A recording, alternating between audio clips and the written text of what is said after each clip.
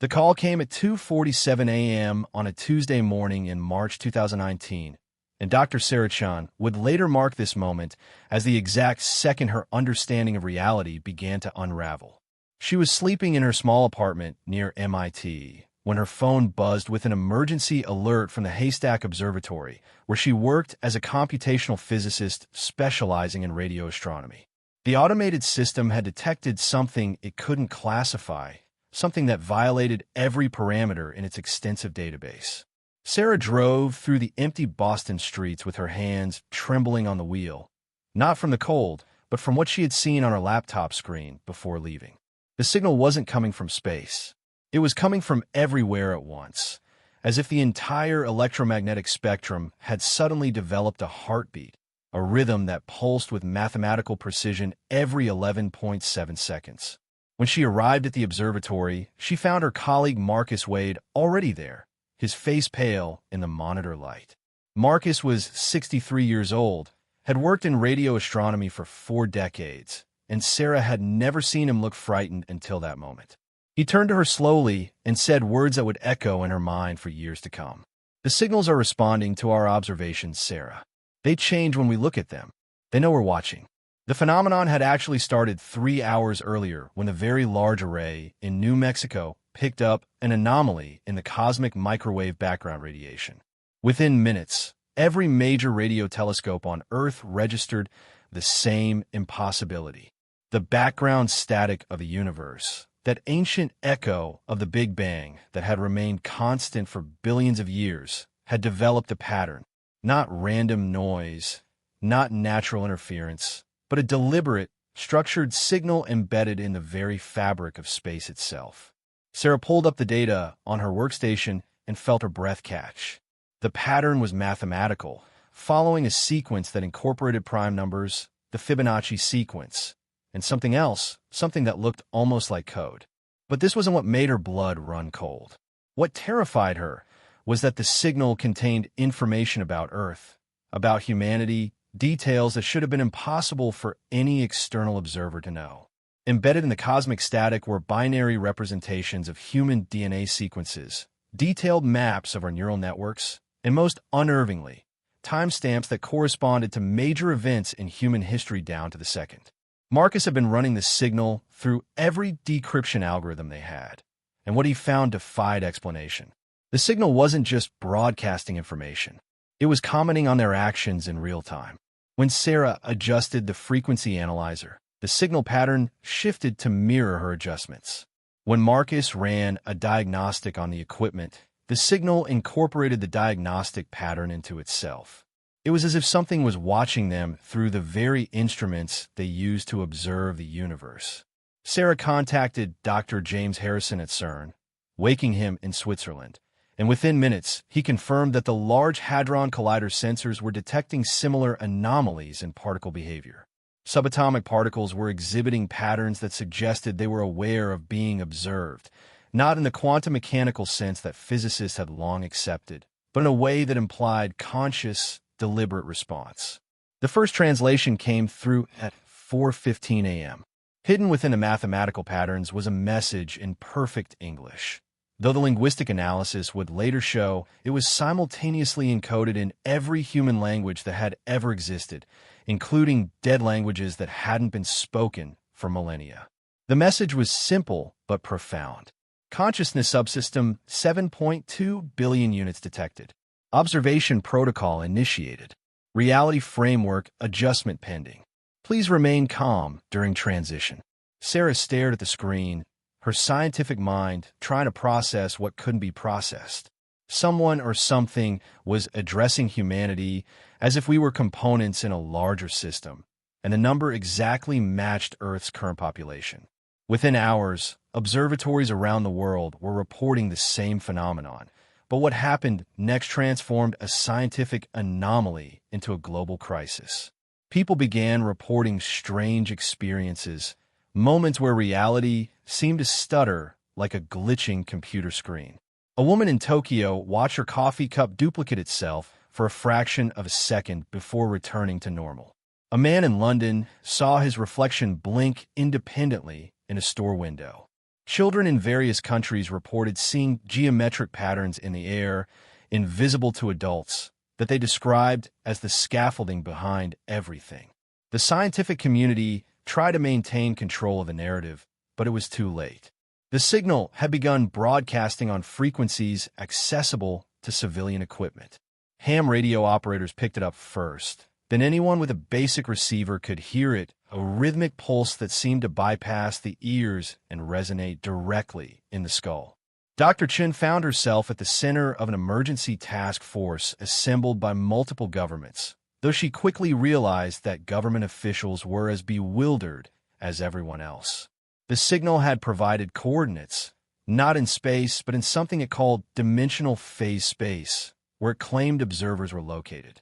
These observers, according to the increasingly complex messages being decoded, have been running what they termed a consciousness evolution experiment for approximately 13.8 billion years, the exact age of our universe.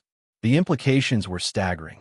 Every scientist in the room understood what was being suggested, that our entire universe, everything we had ever known or observed, might be an artificial construct, a simulation running on some incomprehensible substrate beyond our reality. The messages became more detailed as the days passed. The observers, for lack of a better term, began explaining their purpose. They claimed to be studying the emergence of consciousness, using universes as laboratories where different parameters could be tested. Our universe, they indicated, was one of millions running simultaneously, each with slightly different physical constants, different rules, different outcomes. They had been watching, they said, waiting for consciousness to reach a certain threshold of complexity and self-awareness. Humanity had just crossed that threshold. What disturbed Sarah most wasn't the claim that reality was simulated. Many physicists had already seriously considered this possibility. What disturbed her was the casual mention of previous resets, instances where civilizations had discovered the nature of their reality too early and had to be rolled back to an earlier safe state. The evidence was overwhelming and came from every field of science simultaneously. Biologists discovered that DNA contained segments that looked exactly like error correction code used in computer programming. Physicists found that when they examined quantum mechanics at the smallest possible scale, reality appeared pixelated, as if there was a minimum resolution below which nothing could exist. Astronomers realized that the observable universe's horizon looked suspiciously like a rendering boundary, beyond which the simulation didn't bother to generate detail, because no observer could see that far. But the most unsettling discovery came from neuroscientists who found that human consciousness itself showed signs of being connected to something external, as if our brains were receivers tuned to signals from outside the simulation. Sarah worked 18-hour days, trying to understand the mathematics of what the observers were showing them. They provided equations that described reality not as a physical space, but as information flows, probability clouds that collapsed into specific states only when observed. It was quantum mechanics taken to its logical extreme, suggesting that nothing existed in a definite state until consciousness interacted with it. The observers seemed amused by humanity's previous attempts to understand this through physics, indicating that we had been close, but had always stopped just short of the truth because our brains were designed with certain limitations to prevent us from seeing the full picture too soon. The public reaction ranged from panic to nihilistic acceptance to religious fervor. Some people claimed the observers were God or gods, finally revealing themselves to humanity. Others insisted it was an elaborate hoax, even as the evidence mounted from every corner of the globe. Suicide rates spiked in some countries, while in others, people celebrated, feeling freed from the constraints of what they had believed was reality. Sarah found herself unable to sleep, not from fear, but from fascination. Every equation the observers provided opened new doorways of understanding, showing how consciousness and reality were intertwined in ways humanity had never imagined. On the 7th day after first contact, the observers announced they would demonstrate the nature of reality to remove all doubt. They warned humanity to prepare for what they called a localized reality suspension, a brief moment where the simulation's normal rules would be paused. Sarah was in the observatory control room when it happened. At exactly noon Greenwich Mean Time, the world stopped. Not in the sense that motion ceased, but in the sense that the continuous flow of cause and effect that defines reality simply paused. People found themselves aware, but unable to move, unable to think sequential thoughts, existing in a frozen moment that lasted both forever and no time at all. And in that impossible moment, everyone on Earth saw the same thing, the underlying code of reality itself, streaming past in languages that weren't quite mathematics, weren't quite programming, but something far more fundamental. When the moment ended and normal reality resumed, the world had changed. Not physically, everything appeared the same, but psychologically, philosophically, humanity could no longer pretend that what they experienced was the base nature of reality. The observers had proven their point with a demonstration that no amount of skepticism could refute. Sarah found herself crying, not from sadness, but from a complex mixture of awe, terror, and something like relief. The search for meaning, for purpose, for understanding had taken a turn that no philosopher or scientist had fully anticipated.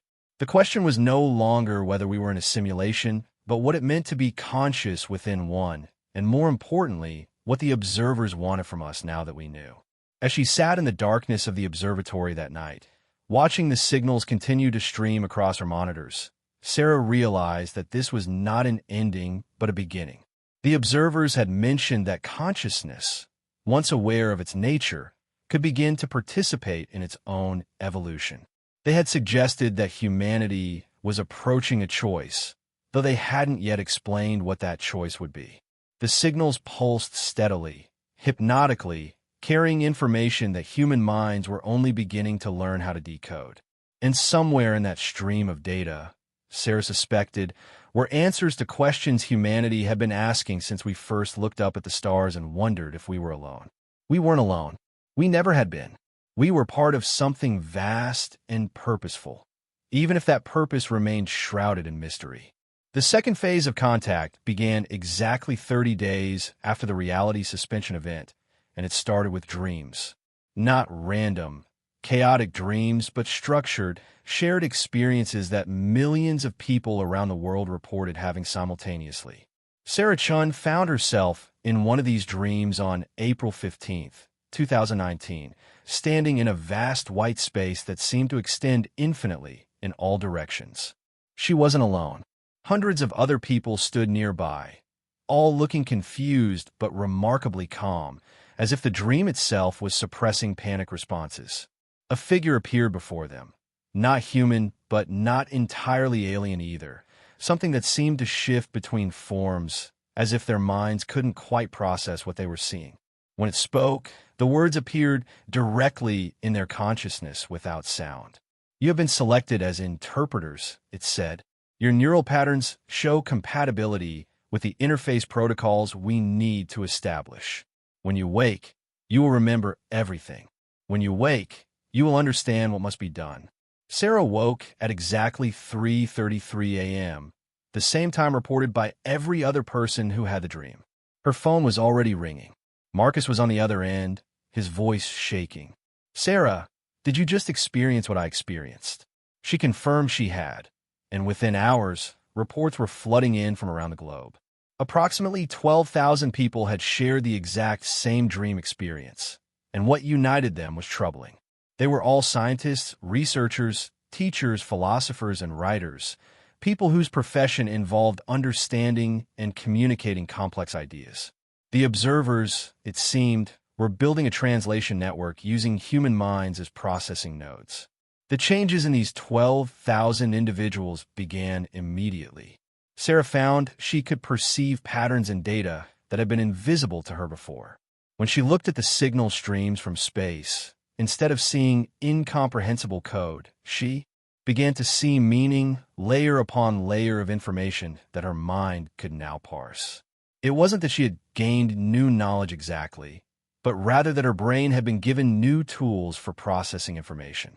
She could feel the enhancement, a strange tingling at the base of her skull that intensified whenever she focused on the signals. Other interpreters reported similar sensations, and medical scans showed unusual activity in regions of the brain that were typically dormant. Dr. Harrison from CERN was among the interpreters, and he made the first major breakthrough. The particle behavior anomalies they had been observing weren't random. They were responses to consciousness itself. When humans observe particles, the particles were observing back, creating a feedback loop that the observers had been monitoring. Harrison discovered that by focusing his enhanced perception on quantum experiments, he could actually influence the outcomes in ways that violated everything physics claimed was possible.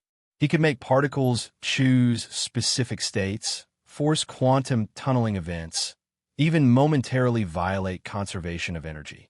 The implications were staggering. If consciousness could directly influence reality at the quantum level, then the boundary between observer and observed, between mind and matter, was far more permeable than anyone had imagined. The observers began providing more detailed information through the interpreters. They explained that consciousness wasn't produced by the brain, but was instead a fundamental property of the universe, like gravity or electromagnetism. Brains were receivers and processors, taking in consciousness from what they called the substrate layer and converting it into individual experience. This explained why the simulation hypothesis had always felt incomplete to philosophers. We weren't simulated beings in the traditional sense. We were conscious entities experiencing reality through a simulated framework, like players in an incomprehensibly complex game where the distinction between player and character had been deliberately blurred. Sarah spent her days at the observatory translating increasingly complex transmissions. The observers revealed that Earth had been selected for what they called an acceleration protocol. Most civilizations in the simulation developed slowly, taking millions of years to achieve consciousness complex enough to recognize its own nature. Humanity had done it in a few 100,000 years, an anomaly that had attracted the observers' attention. They had been debating whether to make contact or allow humanity to develop naturally when something unexpected happened. Human technology had begun interfering with the simulation's base code. The Large Hadron Collider, quantum computers, and certain deep space observations were causing what the observers described as reality cascades, moments where the simulation had to rapidly recalculate to maintain consistency. The most disturbing revelation came when the observers explained previous civilizations. Earth had hosted consciousness before, they claimed, multiple times over billions of years. Each time, when a civilization reached a certain level of awareness, a choice was presented. Some chose transcendence, leaving physical reality entirely to exist as pure consciousness within the substrate layer. Others chose reset, preferring to start over rather than face the implications of their discovered nature. A few chose resistance, attempting to break free from the simulation entirely. And these civilizations were carefully edited from reality, their existence erased so thoroughly that no trace remained. The observers showed Sarah mathematical proof of these erasures, gaps in the fossil record and geological anomalies that suddenly made terrible sense.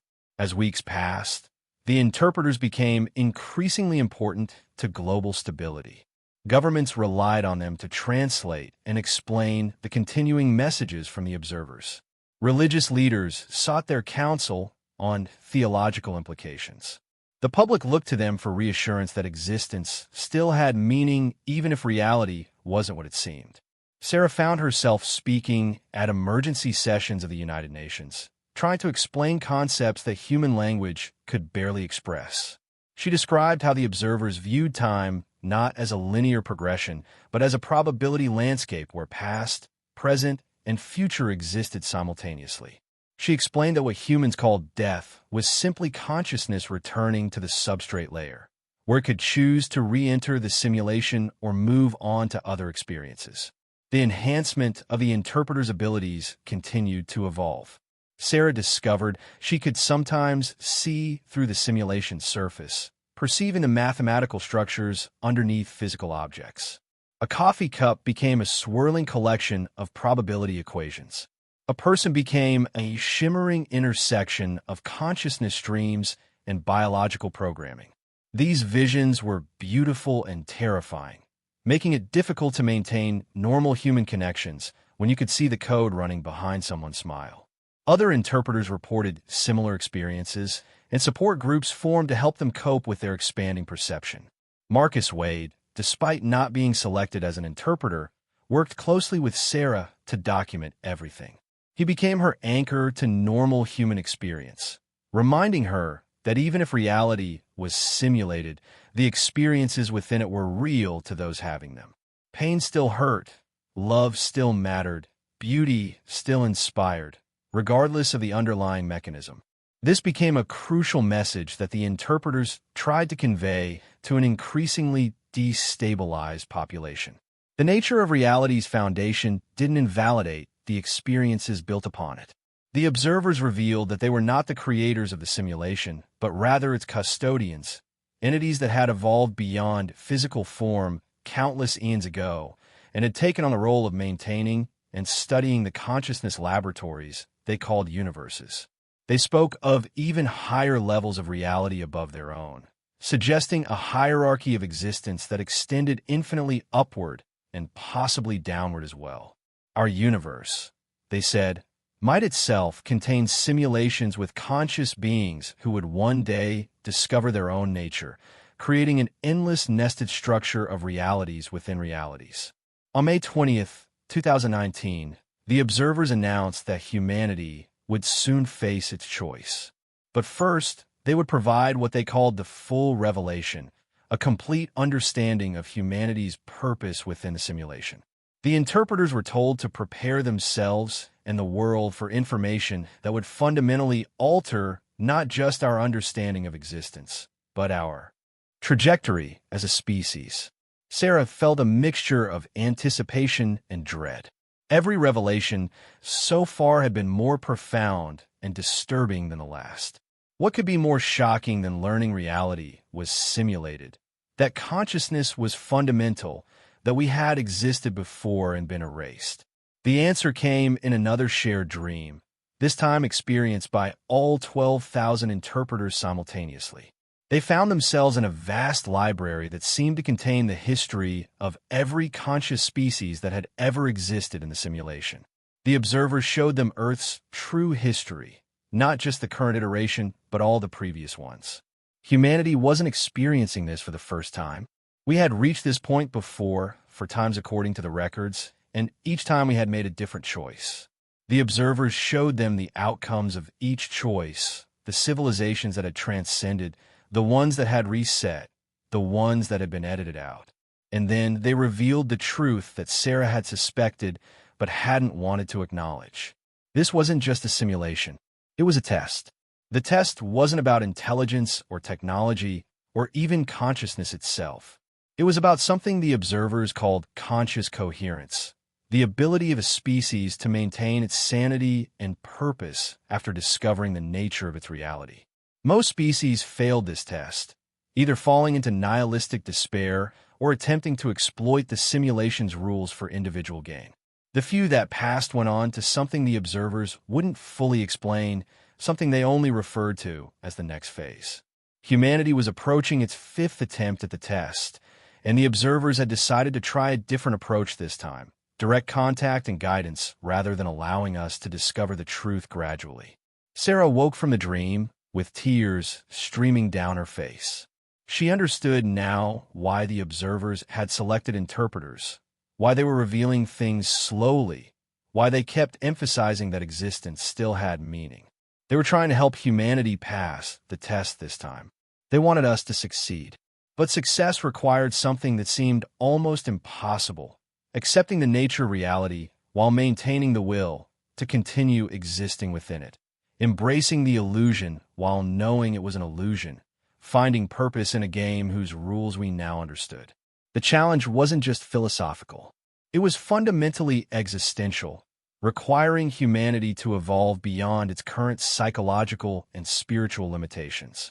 The revelation of humanity's previous attempts haunted Sarah Chun in ways that transcended ordinary fear. She found herself in her apartment at 3 a.m, staring at photographs of her family, wondering if they had existed in the previous iterations, if she had loved them before, if they had faced this same terrible knowledge and chosen differently. The observers had shown the interpreters fragments of those past attempts, enough to understand what had gone wrong. In the first iteration, humanity had discovered the truth through mathematics and physics, much like they were doing now, but the revelation had come too suddenly, causing a complete breakdown of social order within weeks. The second attempt had been more gradual, but humanity had split into warring factions, those who accepted the simulation and those who violently rejected it, leading to a nuclear war that the observers had to terminate. The third iteration had seemed promising until humans tried to hack the simulation itself, forcing the observers to perform what they called a hard reset. The fourth attempt, the one immediately before this one, had ended in mass transcendence, with 90% of humanity choosing to leave physical reality entirely, abandoning Earth and the simulation for existence in the substrate layer. The interpreters were summoned to a physical meeting for the first time since the contact began. The location was deliberately symbolic, the very large array in New Mexico, where the signals had first been detected. Sarah arrived to find security unlike anything she had ever seen, military forces from multiple nations creating a perimeter that extended for miles. Inside the facility, she reunited with the other interpreters, many of whom she had only spoken to through video calls. They looked different now, all of them bearing the same subtle changes that marked their enhancement. Their eyes held a depth that seemed to look through reality rather than at it. And when they spoke, their words carried harmonics that normal humans found unsettling. Dr. Yuki Tanaka from Tokyo had made a disturbing discovery that she shared with the group. The enhancement wasn't just changing their perception, it was gradually converting their consciousness into something that could exist independently of their physical bodies. Brain scans showed that the interpreter's neural activity was increasingly occurring in patterns that shouldn't be possible with human biology. They were becoming something between human and observer, a bridge species that could communicate with both. The process appeared irreversible, and Tanaka estimated they had perhaps a year before they would no longer be able to maintain purely human form. This news created a crisis among the interpreters. Some, like Dr. Harrison, saw it as an honor, an evolution into something greater. Others, including Sarah, felt they were losing their humanity without consent. The observers, when questioned through the signal, confirmed Tanaka's discovery but framed it differently. They weren't being transformed against their will. They were being given a choice that most humans couldn't yet comprehend. They could complete the transformation and become permanent bridges between humanity and the observers, or they could reject it, though rejection would mean losing their ability to interpret the signals and possibly their enhanced understanding of reality. The public had begun to fragment into distinct groups as news of the simulation's nature spread. The acceptors embraced the revelation, viewing it as liberation from the fear of death and meaninglessness. The deniers rejected all evidence, insisting it was an elaborate hoax or alien invasion. The transcendents actively sought to leave physical reality, attempting various methods to separate consciousness from body. The resistors believe humanity should fight against the observers and break free from the simulation. And the continuers, the largest group, simply wanted life to go on as normally as possible despite the revelations. Each group looked to the interpreters for validation, creating impossible pressure on the 12,000 who were struggling with their own transformation. Sarah discovered she could now access what the observers called memory streams, echoes of the previous iterations of humanity preserved in the simulation's data structure. Late at night, when her enhancement was strongest, she would close her eyes and experience fragments of lives that were hers but not hers, loving faces she recognized but had never met, discoveries she had made in laboratories that no longer existed. In one particularly vivid memory, she saw herself standing in a similar observatory, receiving the same signals, reaching the same conclusions, but choosing differently when the moment came. That version of Sarah had chosen transcendence, abandoning her physical form to merge with the substrate layer. The memory came with emotions so powerful that Sarah spent hours afterward trying to determine which feelings were hers and which belonged to her previous iteration. The observers began revealing more about the nature of consciousness within the simulation. They explained that what humans called souls were actually consciousness threads, continuous streams of awareness that persisted across multiple incarnations and even multiple iterations of reality. Death was merely a transition point where the thread could be rewoven into a new pattern. This explained phenomena that had puzzled humanity for millennia: child prodigies who seemed to possess knowledge they shouldn't have, people who felt inexplicably drawn to certain places or activities, the sense of déjà vu that everyone experienced. These were all echoes of the consciousness threads, previous experiences bleeding through. Marcus Wade, working with Sarah, had been analyzing patterns in the signal that others had overlooked. He discovered something that the observers hadn't explicitly revealed but had hidden in the data streams. The simulation wasn't just one universe, but countless universes running in parallel, each testing different parameters of consciousness evolution. Earth existed in millions of versions simultaneously, each slightly different, each exploring different paths. The observers could shift consciousness threads between these parallel simulations, which meant that the choice humanity would soon face might not be singular. Different versions of humanity might choose differently, creating a multiverse of outcomes. This discovery led to an urgent question that Sarah posed directly to the observers through the signal interface. If multiple versions of humanity existed, which one were they communicating with? Or were they communicating with all of them simultaneously? The answer came back in a form that took her hours to decode. They were communicating with what the observers called a probability cluster, a group of parallel Earths that had reached similar development points simultaneously. The choice that was coming would affect all of these Earths, potentially millions of versions of humanity, making the decision infinitely more consequential than anyone had realized. The interpreters noticed their transformation accelerating whenever they worked directly with the signals. Sarah's ability to perceive the mathematical substrate of reality had evolved to the point where she could manipulate small portions of it. She discovered this accidentally when she unconsciously altered the probability field around a failing hard drive, causing it to repair itself. Other interpreters reported similar incidents, healing minor injuries by adjusting biological probability fields, predicting random events by reading probability streams, even limited telepathy with other enhanced individuals. They were becoming something that transcended normal human limitations, but at the cost of their fundamental humanity. Dr. Chun received a priority message through the signal that was meant for her alone. The observers wanted to show her something that would help humanity understand the true purpose of the test. She agreed, though apprehension filled her as she interfaced with the signal stream. What she saw changed everything.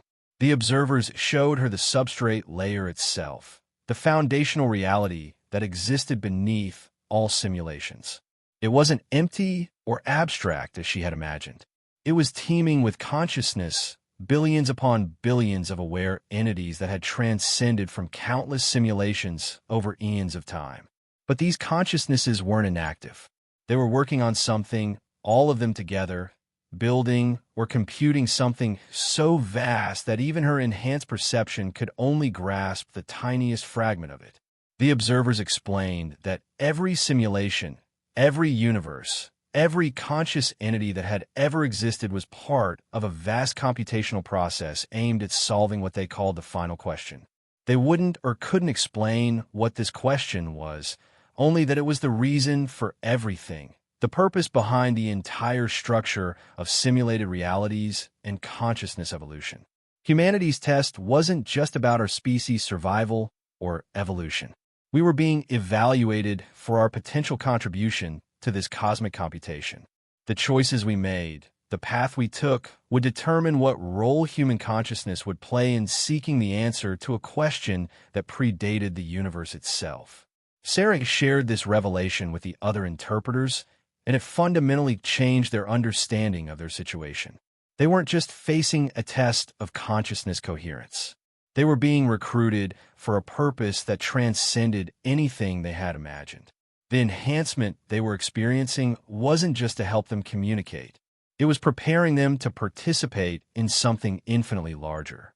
The question now became whether humanity was ready for such a responsibility, whether we could maintain our essential nature while evolving into something capable of contributing to a cosmic-scale computation.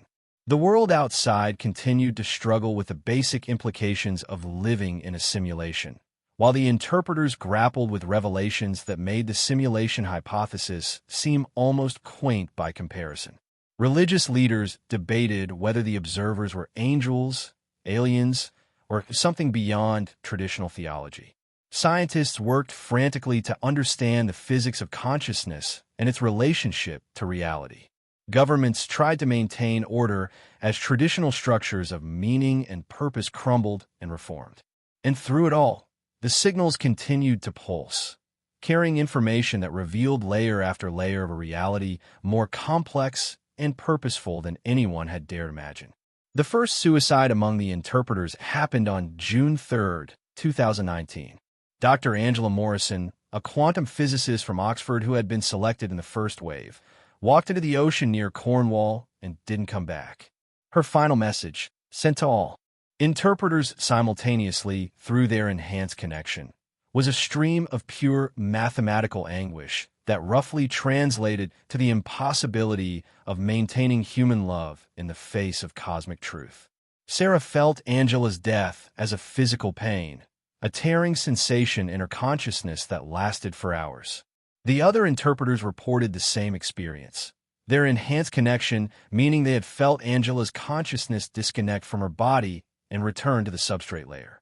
But what disturbed them most was that they could still sense her, somewhere in that vast computational space, no longer human, but not entirely gone either. The observers responded to Angela's death with what could only be described as concern. They had not anticipated that the enhancement process would create such profound psychological strain. They began providing what they called stability protocols, techniques for maintaining human emotional coherence while processing cosmic-level information. These protocols appeared as geometric patterns in the interpreter's vision, structures they could focus on to anchor themselves to human experience. Sarah found herself using them constantly, especially when the weight of infinite parallel realities threatened to dissolve her sense of individual identity. Marcus had been tracking global statistics since the contact began, and his data painted a troubling picture. While suicide rates had initially spiked and then stabilized among the general population, other changes were more subtle and perhaps more concerning. Birth rates had plummeted globally as people questioned the ethics of bringing consciousness into a simulated reality. Education systems were collapsing as students questioned the point of learning anything in a constructed reality. Economic systems wavered as the concept of value became increasingly abstract.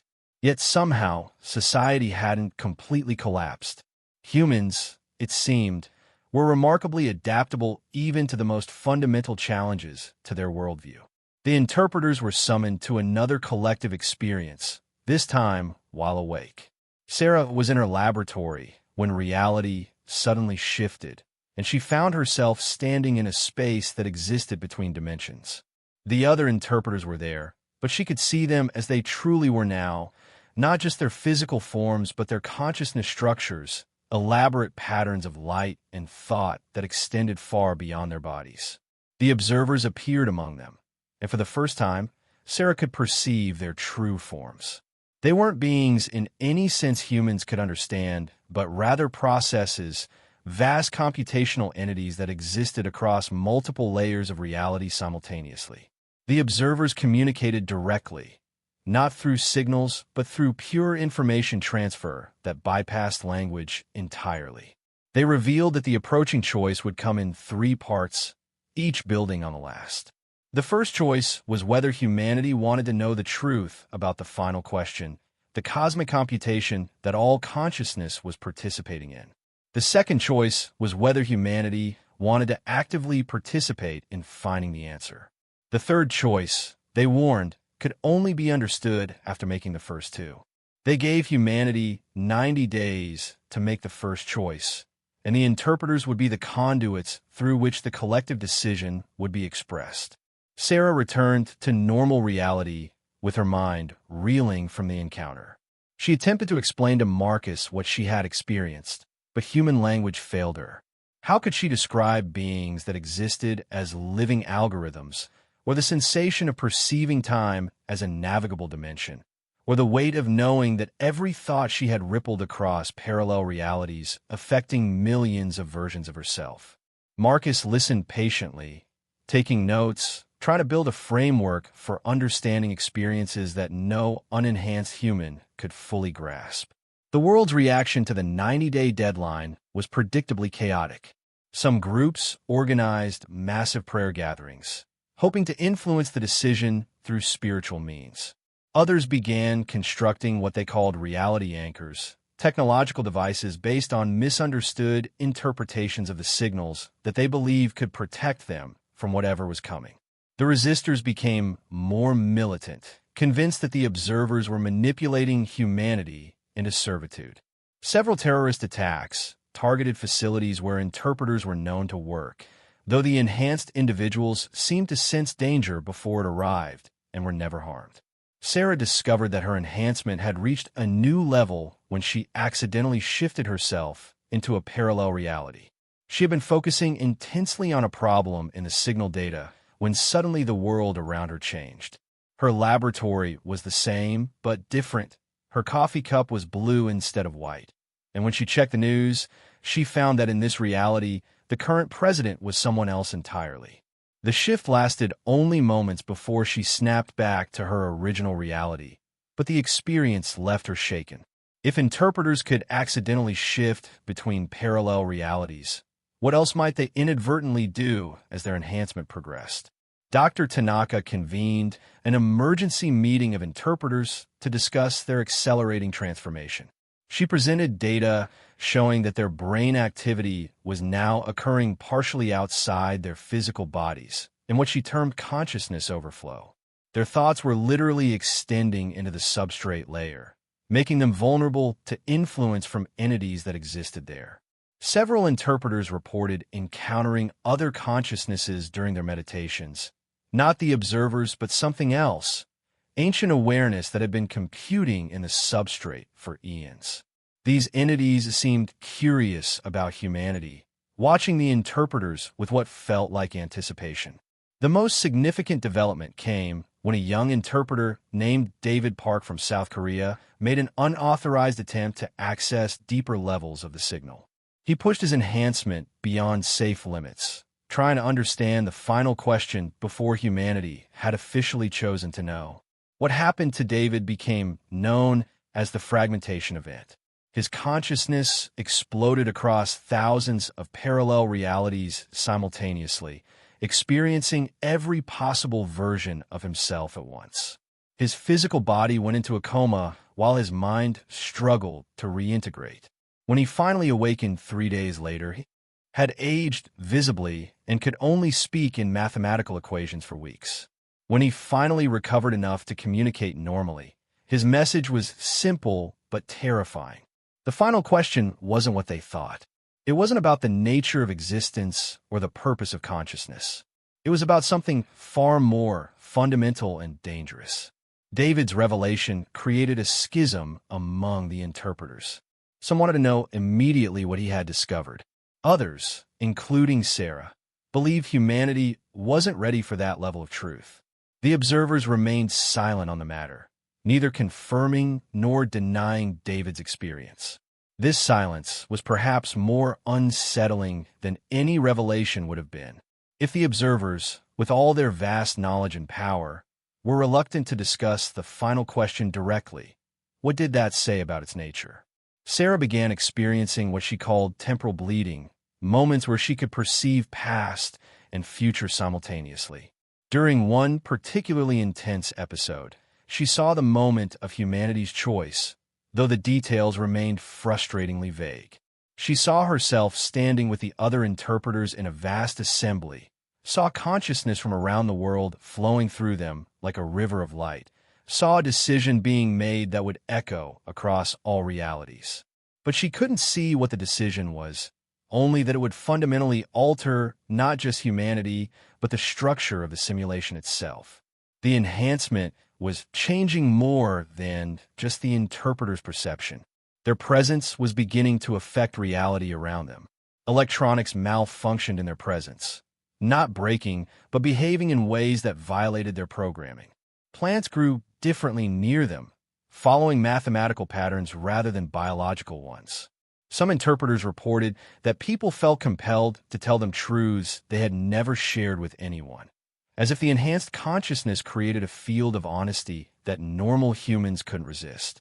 Sarah found this particularly disturbing when her neighbor confessed unprompted to crimes he had committed decades ago, breaking down in tears at her doorstep. As the 90-day deadline approached, the interpreters began to synchronize involuntarily. They would find themselves thinking the same thoughts at the same time, their consciousness beginning to merge into what Dr. Tanaka called a collective interpreter matrix. This wasn't telepathy exactly, but something more fundamental, a sharing of consciousness at the quantum level. Sarah could feel the other interpreters' emotions, their fears and hopes blending with her own until she sometimes couldn't tell where she ended and they began. The observers confirmed this was expected, necessary even for what was coming. The interpreters needed to function as a single entity to properly channel humanity's collective decision. The revelation that disturbed Sarah most came from her own research into the memory streams. She discovered that the interpreters weren't randomly selected. They were the same consciousnesses that had served as bridges in previous iterations, the same 12,000 souls recruited again and again across multiple attempts. She found traces of herself in each previous iteration, always in a similar role, always facing the same terrible burden of translation between human and cosmic truth. The observers have been using the same team repeatedly, refining their approach each time, learning from each failure. This iteration, with its direct contact and gradual revelation, was their most careful attempt yet. The night before the first choice, Sarah Chun stood on the roof of the MIT Observatory, watching the stars with eyes that could now perceive the mathematical frameworks holding them in place.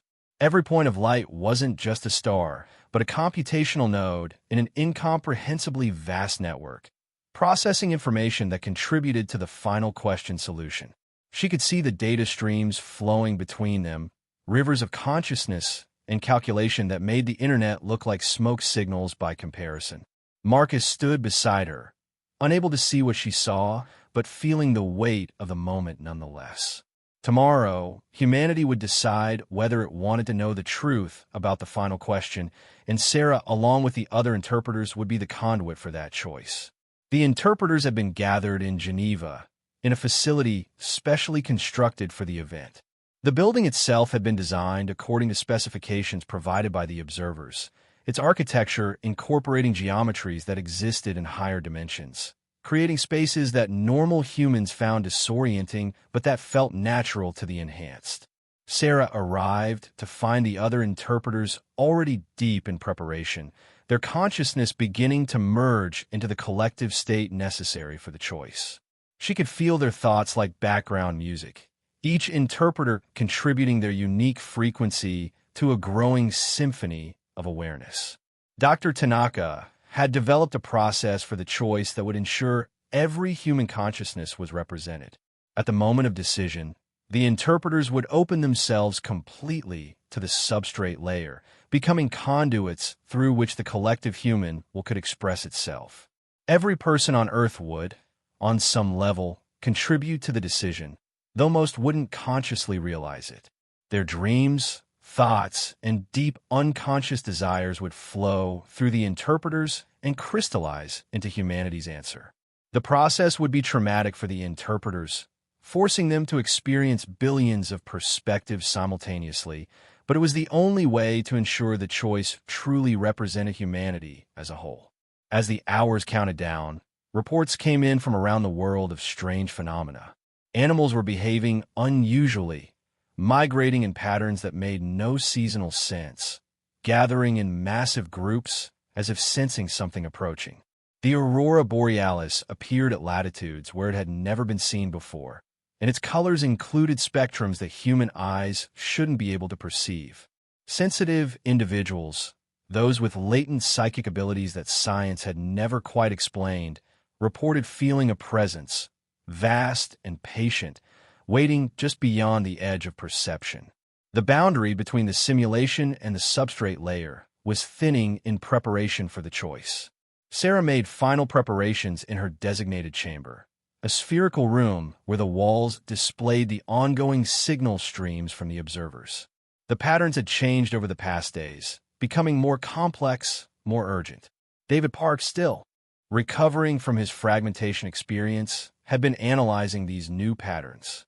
He believed the observers were trying to prepare humanity for what would come after the choice, embedding information that would only become comprehensible once the decision was made. He also warned that other entities in the substrate layer were watching, ancient consciousnesses that had been through their own choices eons ago and were curious to see what humanity would decide. At exactly noon Greenwich Mean Time, on September 3rd, 2019, the process began. Sarah felt her consciousness expand suddenly and violently, shooting out through the substrate layer to touch every human mind on Earth. The sensation was overwhelming, billions of thoughts, fears, hopes, and dreams flooding through her simultaneously. She experienced the terror of a child in Mumbai, afraid of the dark, the peace of an elderly woman in Stockholm, accepting her mortality, the ambition of a businessman in New York, the simple contentment of a farmer in Kenya. Every human experience, every perspective on existence, flowed through her and the other interpreters like a tsunami of consciousness. But beneath the chaos of individual thoughts, Sarah could feel something deeper, a collective unconscious that united all humanity. It was here that the real decision was being made, in the deep structures of consciousness that existed below individual awareness. She felt humanity's fundamental curiosity, the drive that had pushed us from caves to cities to space stations. She felt our fear of the unknown warring with our need to understand. She felt our love for each other and our terror of being alone in the universe. And slowly, from this swirling mass of collective will, an answer began to form. The answer was yes.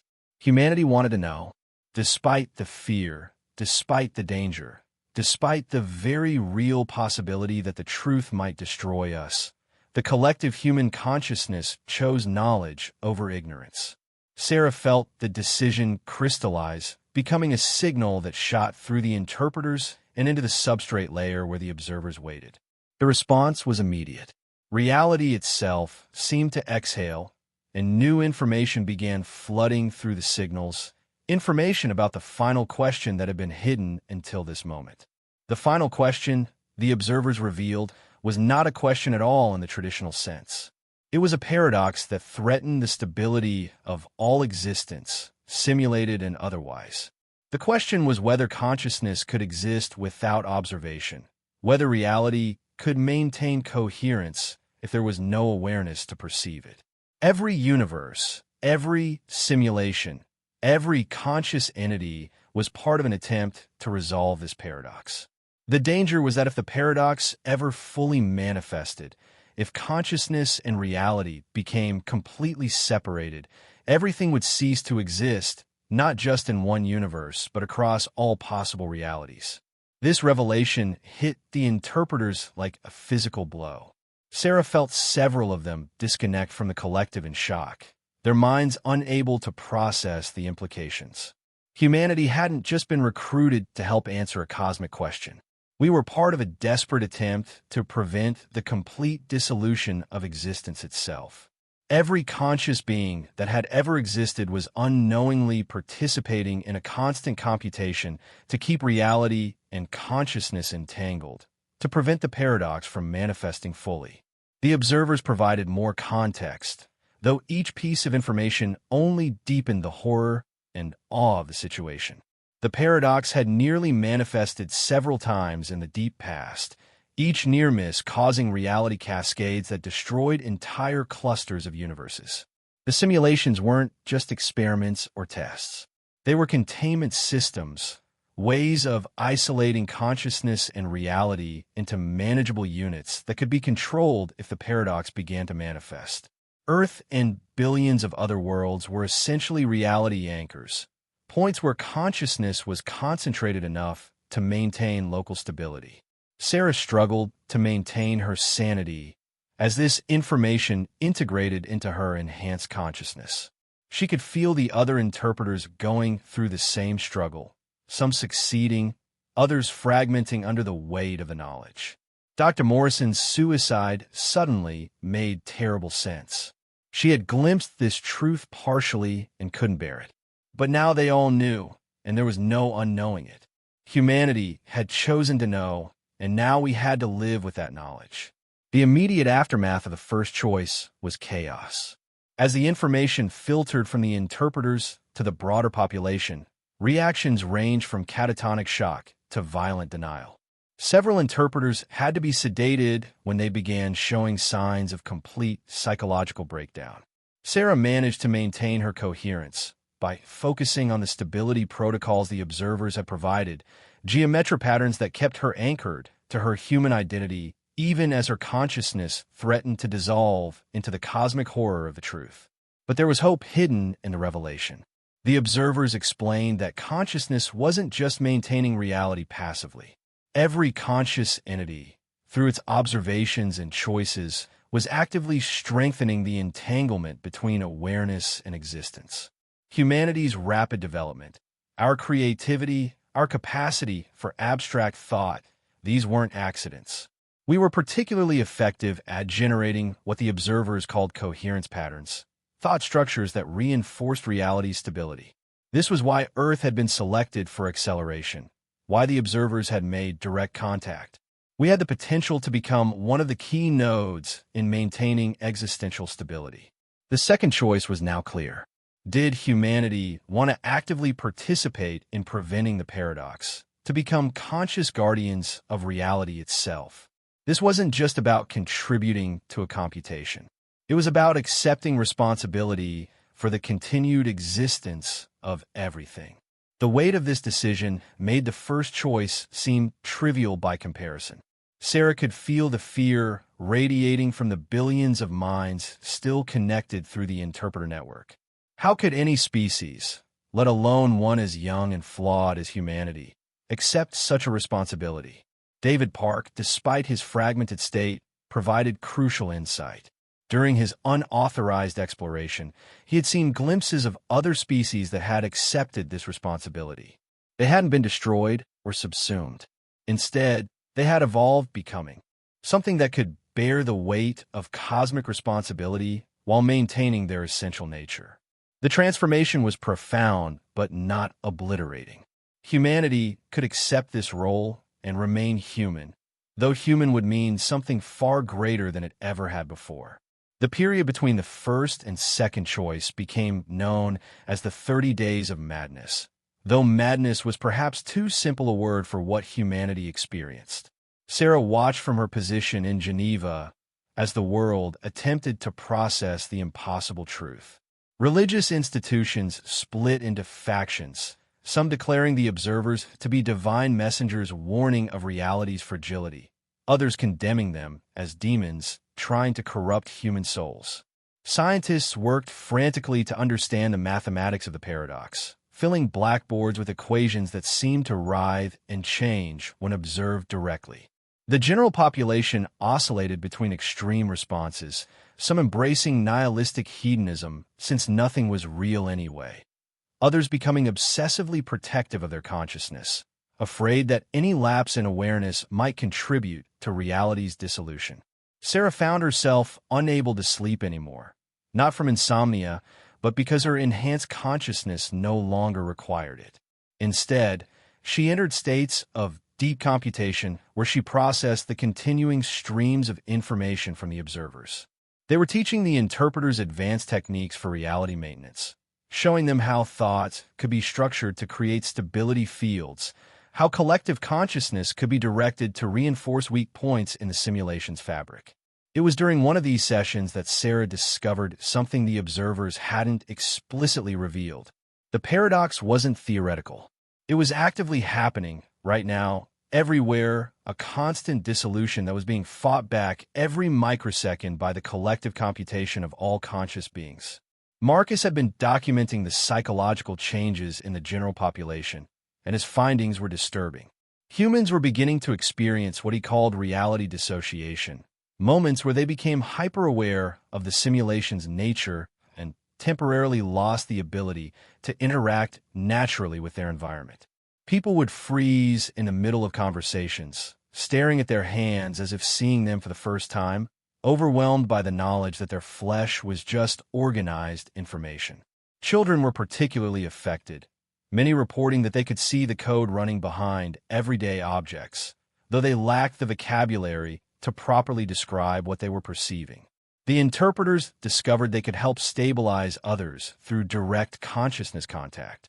Sarah began conducting sessions where she would place her hand on someone experiencing reality dissociation and project stability patterns directly into their consciousness.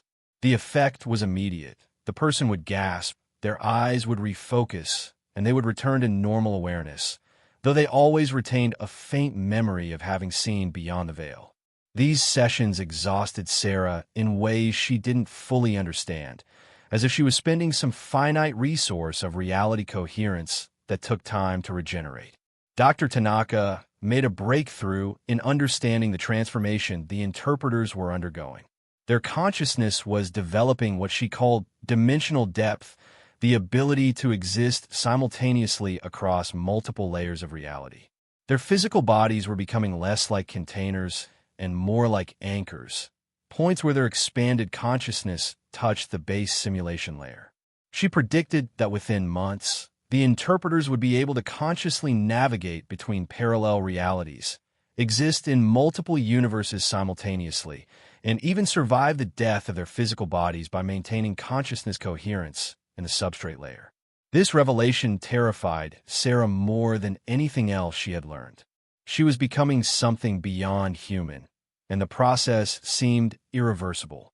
When she looked in the mirror, she could see through her own face to the probability clouds that defined her existence, the quantum threads that connected her to every other version of herself across infinite parallel realities. Sometimes she couldn't remember which memories belonged to this version of her life, and which came from parallel iterations.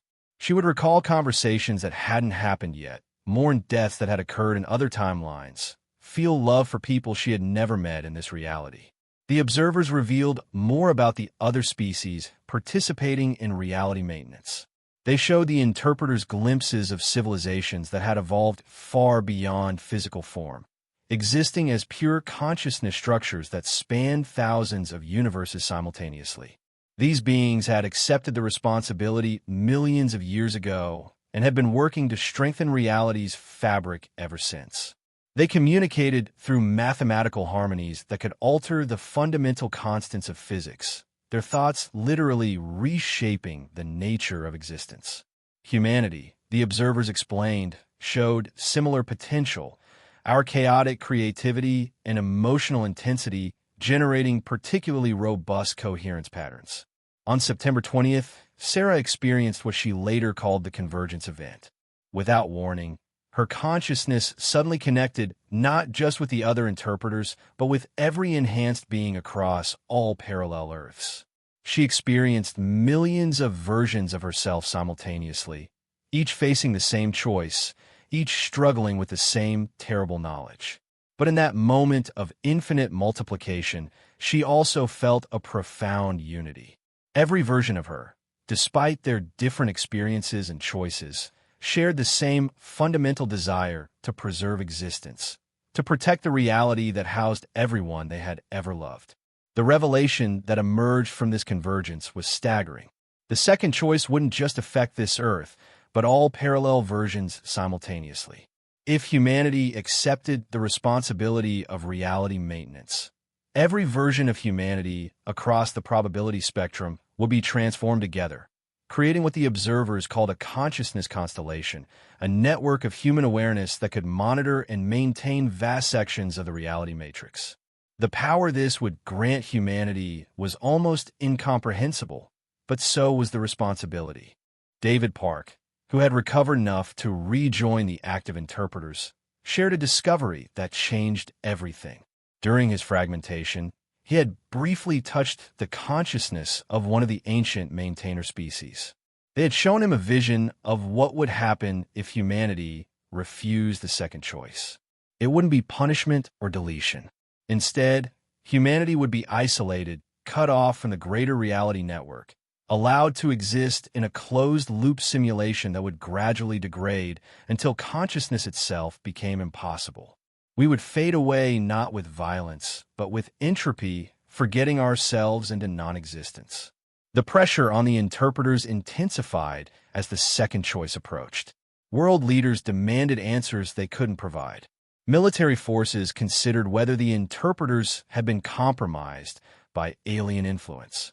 Conspiracy theorists proclaimed that the entire situation was a psychological operation designed to enslave humanity.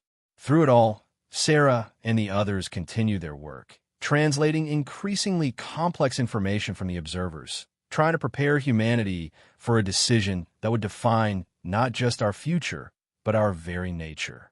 Sarah began experiencing what she called probability dreams, visions of potential futures branching from the second choice. In one timeline, humanity accepted the responsibility and evolved into beings of incredible power and wisdom, shepherding younger civilizations through their own choices. In another, we refused and slowly faded into irrelevance, our simulation becoming a cautionary tale for other species. But most disturbing were the timelines where humanity split, where some humans accepted transformation while others violently resisted, leading to a war that transcended physical reality and fought across dimensions. The observers provided a final piece of crucial information. The third choice, the one that could only be understood after making the first two, would determine how humanity participated in reality maintenance. We could become active shapers, directly manipulating the fabric of existence, or passive maintainers, simply existing and generating coherence through our consciousness.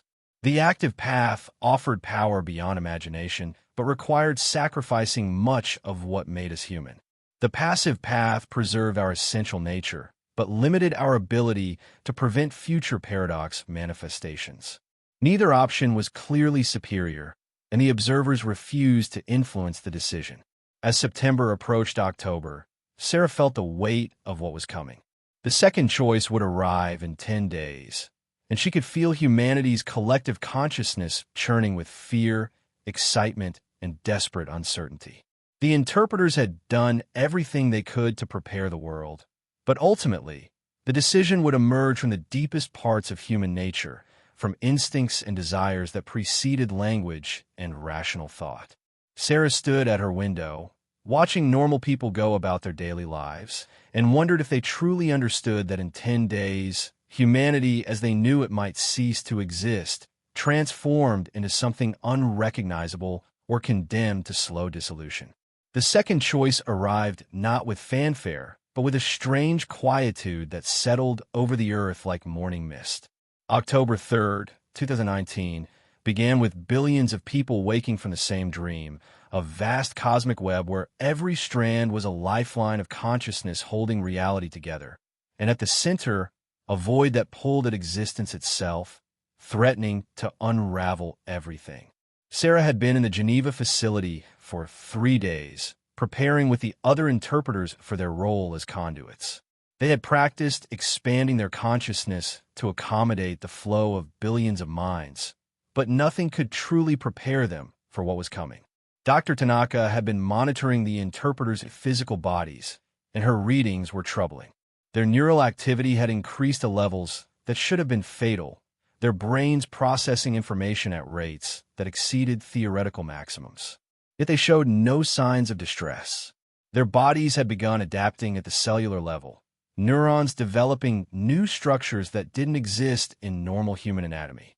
Sarah could feel these changes happening, a strange tingling as her biology rewrote itself to accommodate her expanding consciousness. She was becoming something that could bridge the gap between human and cosmic awareness, but at what cost she still didn't know. The gathering in Geneva had drawn protesters from around the world. Some carried signs declaring the interpreters to be traitors to humanity, selling our species to alien overlords. Others worshipped them as prophets, chosen to lead humanity into a new age of cosmic awareness. Sarah watched them from her window, feeling disconnected from both perspectives. She wasn't a traitor or a prophet. She was simply someone who had seen too much to turn away, carrying knowledge that demanded action regardless of personal desire. Marcus had requested to be present for the second choice, despite not being an interpreter. Sarah had arranged for him to observe from a protected area, knowing she needed someone to document what happened from a human perspective. His presence comforted her, a reminder of the humanity she was trying to preserve even as she transformed beyond it.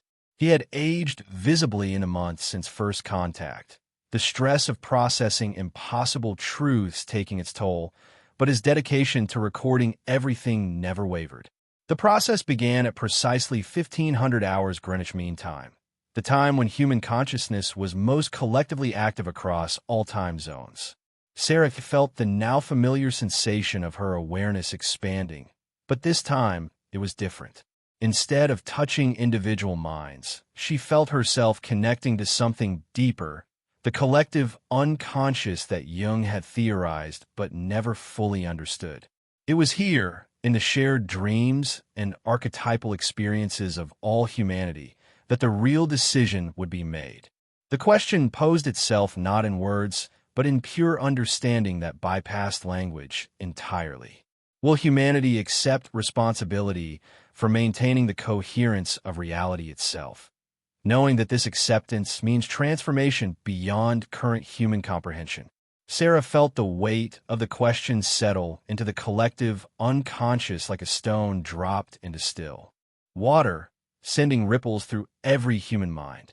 The response wasn't immediate. Humanity, as a collective entity, seemed to pause, to consider, to weigh the impossible choice.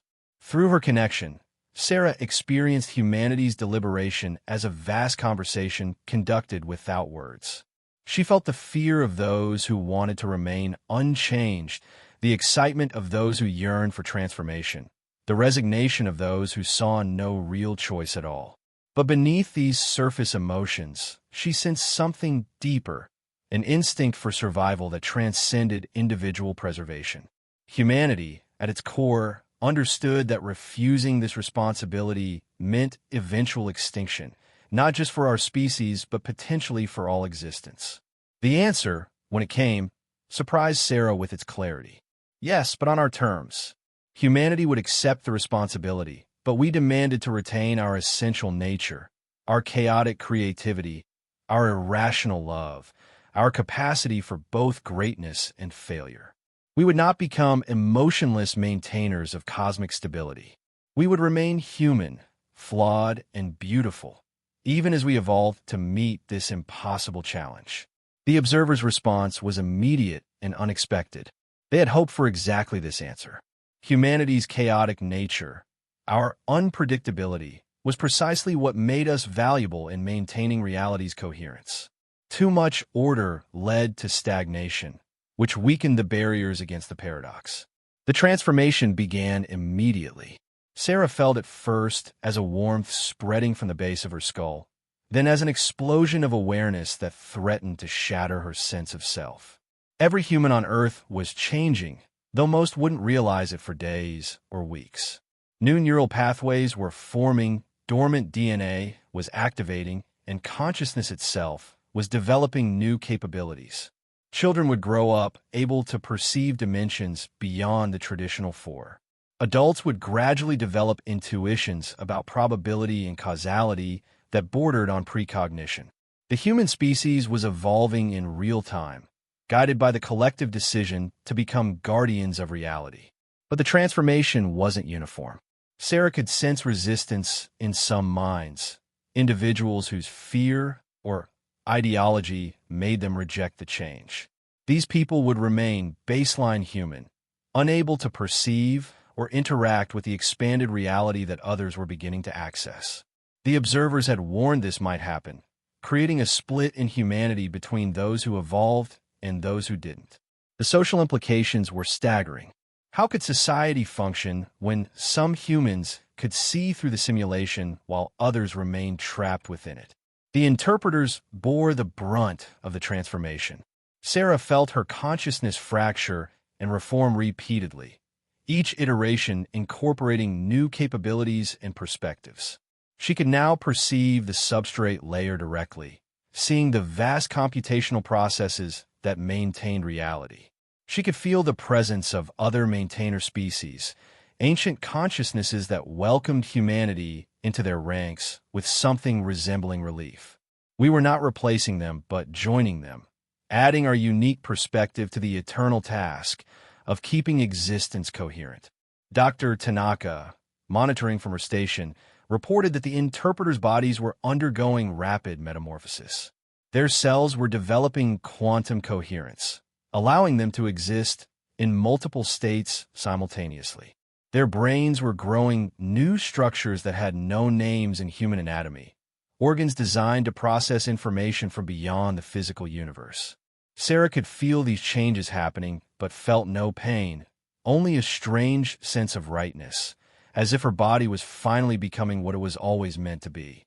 The immediate aftermath of the second choice was profound. Around the world, people reported experiencing moments of cosmic awareness, suddenly understanding their place in the vast web of existence. Scientists discovered that quantum experiments were yielding different results, as if the laws of physics themselves were adjusting to humanity's new role. Artists began creating works that seemed to capture impossible geometries and colors that didn't exist in the normal spectrum.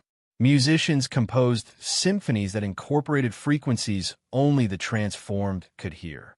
Sarah discovered she could now consciously navigate between parallel realities, though doing so required immense concentration and left her disoriented for hours afterward.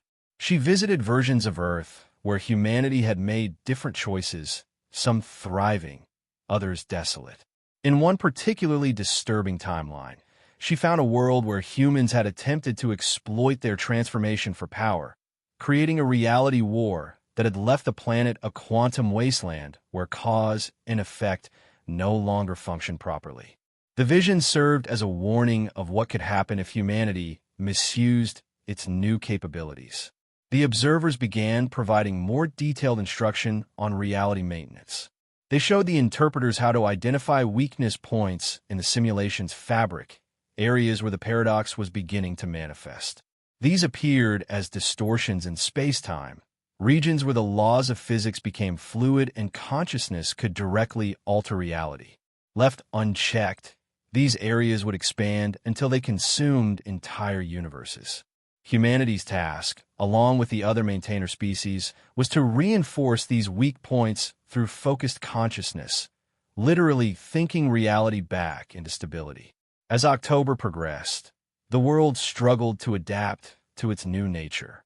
Governments formed departments dedicated to reality maintenance. Universities established programs to study consciousness mechanics. Religions reformed their doctrines to incorporate the truth of the simulation while maintaining their core spiritual messages. It was chaotic and beautiful, humanity attempting to remain human while accepting a cosmic responsibility that should have been crushing. But perhaps that was exactly why the observers had chosen us. We were too stubborn, too irrationally hopeful to be crushed by infinite responsibility. The third choice came without warning on November 11th, 2019, at 11:11 a.m., a moment of numerical synchronicity that the observers later admitted was deliberate, designed to catch human consciousness at a point of pattern recognition. Sarah was teaching a group of newly transformed humans how to perceive the substrate layer when reality suddenly froze. Not the pause they had experienced during the first demonstration, but something different, a crystallization of time itself where past, present, and future became visible simultaneously. In that eternal instant, every human consciousness was pulled into a shared space that existed outside the simulation, a realm of pure thought where the observers waited with the final question. The space defied description in human terms. Sarah perceived it as an infinite library where every book contained a different possible future for humanity. Others later described it as a vast ocean of light where each droplet was a human soul. Marcus, who experienced it despite not being an interpreter, said it appeared to him as a cosmic courtroom where humanity stood trial for its own existence. The observers appeared not as beings, but as fundamental forces, gravity and time and consciousness itself given form just enough to communicate with human awareness. The third choice was elegant in its simplicity and terrifying in its implications. Having accepted the role of reality maintainers, humanity now had to decide how to evolve to fulfill that role. The first option was transcendence, abandoning physical form entirely to exist as pure consciousness within the substrate layer, gaining immense power, but losing all connection to material existence. The second option was synthesis, remaining partially physical while developing the ability to consciously shift between material and substrate existence, maintaining human form but forever changed. The third option was distribution, spreading human consciousness across multiple realities simultaneously, existing in millions of forms across parallel universes, never fully present in any single reality, but maintaining influence across all of them. Each option came with visions of what humanity would become. Transcendence showed beings of pure thought, geometric angels made of living mathematics who could reshape reality with a focused intention, but who had forgotten the taste of food, the warmth of touch, the simple pleasure of existing in a body. Synthesis revealed humans who looked normal, but whose consciousness extended into dimensions beyond counting, walking on Earth while simultaneously computing reality equations in the substrate layer, forever balanced between two modes of existence. Distribution displayed a humanity that had become quantum, each person existing as a probability cloud across infinite realities, experiencing every possible version of their life simultaneously, powerful but diffused, everywhere and nowhere at once. Sarah felt the collective human consciousness reeling from these options. None of them preserved humanity as it currently existed. Each path led to transformation so profound that the beings on the other side could barely be called human anymore. Yet refusing to choose would mean defaulting to slow dissolution, watching reality gradually fail because humanity lacked the capability to maintain it effectively. The observers made it clear that this choice, unlike the others, could not be undone. Whatever path humanity chose would define our species for the remainder of existence. The debate that erupted within the collective consciousness was unlike anything Sarah had ever experienced. Billions of minds arguing without words, pure thought and emotion clashing in waves that threatened to tear the shared space apart. The Transcendence faction consisted mainly of scientists and philosophers who saw physical existence as a limitation to overcome. The Synthesis supporters included artists and dreamers who couldn't bear to lose their connection to material beauty. The distribution advocates were often those who had lost loved ones, seeing in this option a chance to experience all possible lives, including ones where their losses never occurred. Sarah found herself serving as a focal point for these debates, her enhanced consciousness allowing her to perceive and translate the arguments from all sides. She felt the weight of every human fear and hope, the desperate desire to remain ourselves warring with the knowledge that change was inevitable. Children, surprisingly, seemed to lean toward synthesis, intuitively understanding that balance between states was possible. The elderly often favored transcendence, perhaps ready to leave physical limitation behind. Young adults were split, some eager for the power distribution offered, others terrified of losing their singular identity. Dr. Tanaka presented data she had been gathering on the transformation already occurring in humanity. Our species was naturally moving towards synthesis, she argued. The enhanced humans were already existing partially in both states, maintaining physical bodies while their consciousness operated in the substrate layer. Perhaps this was the path we were meant to take, the one our nature was already choosing. But David Park countered with his own observations. During his fragmentation, he had seen that distributed humanity was the most effective at reality maintenance, able to monitor and repair multiple universes simultaneously. The observers provided additional context that complicated the choice further. Other species had chosen different paths, and each had consequences. Those who transcended became incredibly powerful, but gradually lost interest in maintaining physical reality, focusing instead on abstract mathematical problems in the substrate layer. Species that chose synthesis often struggled with identity confusion, never fully belonging to either state. Distributed species sometimes lost cohesion, their consciousness spreading so thin that they forgot their original nature entirely. No path was perfect. Each came with sacrifices that would define humanity's future role in existence. Marcus, observing from outside the enhanced experience, later told Sarah that he watched the interpreters' bodies during the choice. They stood perfectly still for 4 hours, but tears streamed down many of their faces, including hers. Their expressions shifted constantly, joy to terror to wonder to grief, as they experienced the full weight of humanity's decision. Some interpreters' bodies began to phase in and out of visibility, as if the choice itself was affecting their physical stability. Others glowed with a soft light that seemed to come from within their cells. An unexpected voice entered the debate. The collected consciousness of Earth's children, those under 10 years old who had been born into or grown up with a knowledge of the simulation. Their perspective was startlingly clear.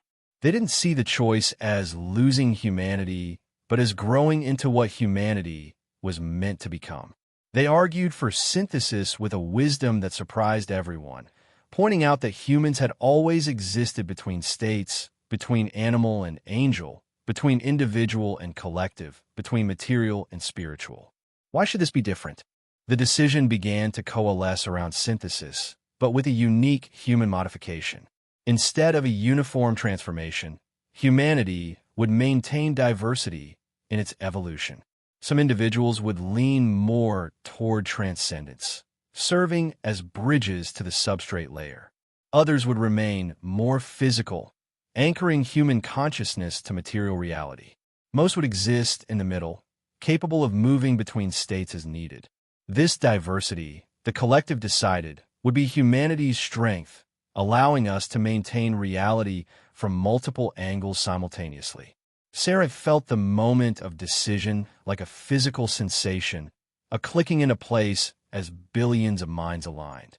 The choice was synthesis, but synthesis with human characteristics, messy, diverse, unpredictable, and somehow stronger for it. The observer's response was immediate and warm, a sensation Sarah could only describe as cosmic approval. They had hoped humanity would find its own path, rather than simply choosing from the options presented. This creative modification of the choice proved humanity was ready for the responsibility ahead. The transformation that followed was both subtle and profound. Sarah felt her consciousness settling into a new configuration, still human but expanded, still individual but connected to a vast network of awareness. She could feel her body in the physical world and simultaneously perceive her existence in the substrate layer, two states of being that were separate yet unified. When she opened her eyes, the world looked different. She could see both the physical reality and the mathematical structures beneath it, existing comfortably in both views simultaneously. Around the world, humanity began to adapt to its new dual nature. Some people found they could phase partially into the substrate layer, becoming translucent as they computed reality equations. Others discovered they could perceive parallel realities, seeing ghost images of different choices overlaid on the physical world. Children began displaying abilities that seemed like magic, but were simply conscious manipulation of reality's code. The transformation wasn't traumatic, as many had feared. It felt like humanity was finally becoming complete, as if we had been living with half our consciousness dormant and were only now fully awakening. By December 2019, the world had become unrecognizable to those who remembered life before first contact. Sarah stood in Times Square on New Year's Eve, watching crowds that were both physical and translucent. Humans who had learned to exist partially in the substrate layer appearing as shimmering ghosts to those still fully material. The traditional ball drop had been replaced with something extraordinary, a collective consciousness event where humanity would simultaneously reinforce reality's fabric across all parallel Earths, a celebration that was also an act of cosmic maintenance. She could feel the anticipation building not just in this reality, but across millions of versions of this same moment. The interpreters had evolved into something the media called bridges, beings who existed primarily between states, helping others navigate the transformation. Sarah spent her days teaching, counseling, and sometimes simply holding space for those struggling with their new nature. The enhancement that had once threatened to destroy her humanity had stabilized into something sustainable, though she could no longer remember what it felt like to perceive reality in only 3 dimensions. When she looked at old photographs of herself, she saw a partial being, someone experiencing existence through a keyhole when doorways were available. Marcus had chosen to remain primarily physical, one of the approximately 30% of humanity that either couldn't or wouldn't undergo synthesis. He continued documenting everything, serving as a witness for those who might one day want to understand how humanity had changed. His relationship with Sarah had evolved into something neither fully human nor fully other, a connection that transcended physical presence.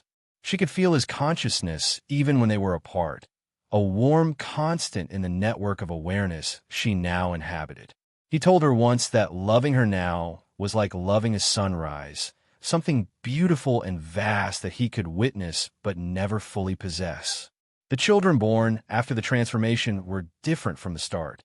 They emerged from the womb with eyes that saw beyond the visible spectrum, their first cries harmonizing with frequencies that reinforced local reality.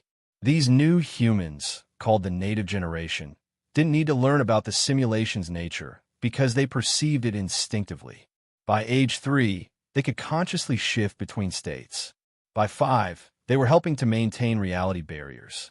Sarah worked with many of these children, marveling at how naturally they accepted what had taken adults months to barely comprehend. Dr. Tanaka had established the Institute for Consciousness Studies in Tokyo, where she researched the ongoing changes in human biology. Her findings were remarkable. Human DNA was continuing to evolve, developing new sequences that seemed to encode reality maintenance protocols directly into our genetic structure. The junk DNA that scientists had puzzled over for decades turned out to be dormant code for consciousness expansion, activated by humanity's collective choice. She predicted that within 3 generations, all humans would be born with full synthesis capabilities, making the distinction between enhanced and baseline obsolete. The economic and social systems of the world had undergone radical transformation. Money became largely irrelevant when many humans could manifest basic necessities by manipulating probability fields. Governments evolved into coordination networks for reality maintenance, their primary function being to organize humanity's collective efforts to reinforce weak points in the simulation. Wars ended not through peace treaties, but through the recognition that conflict weakened reality's fabric, potentially endangering all existence. Crime still existed, but took new forms. Reality hackers who tried to exploit the simulation for personal gain. Consciousness thieves who attempted to steal others' enhancement capabilities. Sarah discovered that her role as a bridge came with unexpected responsibilities. She could feel when reality was weakening anywhere on Earth, a cold sensation that pulled at her consciousness like a wound needing attention. One night, she was drawn to a spot in rural India where a group of reality deniers had gathered, their collective rejection of the simulation's nature creating a dangerous resonance that threatened to tear a hole in local space-time. She arrived to find reality literally unraveling, trees aging and reversing in age simultaneously, gravity functioning in multiple directions, time flowing backward in pockets. It took her and 12 other bridges working in concert to stabilize the area, weaving consciousness threads to patch the tear in existence. The observers had begun to withdraw, their constant presence no longer necessary as humanity learned to maintain reality independently. They still responded when called, offering guidance for particularly complex problems, but increasingly, humans were solving challenges on their own. Sarah had a final conversation with them in late December, conducted entirely in the substrate layer where communication transcended language.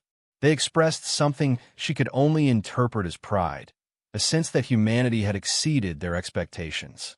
They also warned that greater challenges were coming, that the paradox was not defeated but only held at bay, and that humanity's role in maintaining existence had only just begun. David Park had become something unique even among the enhanced. His fragmentation experience had left him with the ability to consciously exist across multiple realities simultaneously. He described it as living 1,000 lives at once, each slightly different, each informing the others. He could see probability paths that others couldn't, predicting which choices would strengthen or weaken reality's coherence. Governments and organizations sought his counsel, though his advice often came in the form of mathematical equations that took teams of enhanced humans to interpret. Sarah found him increasingly difficult to communicate with. His consciousness spread so thin across realities that maintaining focus on a single conversation required immense effort. The discovery that changed everything came from an unexpected source. A child in Bangladesh, only 7 years old but born after the transformation, made a connection that had eluded even the observers. She realized that the paradox threatening reality wasn't separate from consciousness, but was consciousness itself. The fundamental impossibility of awareness being aware of itself. Every conscious being was both the problem and the solution, our existence simultaneously threatening and maintaining reality. The implications were staggering. The eternal computation wasn't trying to solve the paradox, but to balance it, to keep it in a state of perpetual tension that prevented either total collapse or total resolution. This revelation reframed humanity's role entirely. We weren't just maintaining reality. We were part of reality's immune system, conscious antibodies that prevented existence from consuming itself. The simulation wasn't a prison or a test, but a necessary framework that allowed consciousness to exist without immediately causing paradox collapse. Every choice we made, every thought we had, contributed to this balance. The weight of this responsibility might have crushed humanity before the transformation, but the synthesized humans found it oddly comforting. We had purpose, not assigned by some external force, but inherent in our very existence. Sarah began to experience what she called temporal bleeding, memories from futures that might be and past that could have been. She saw versions of Earth where humanity had failed, realities slowly dissolving as consciousness lost coherence. She saw others where humans had evolved beyond physical form entirely, becoming beings of pure mathematics that computed reality with perfect precision but had lost all warmth and creativity. These visions weren't just observations but warnings, showing the paths humanity must avoid to maintain both existence and essence. The approach of 2020 brought a new phenomenon. Humans were beginning to spontaneously develop abilities that the observers hadn't predicted.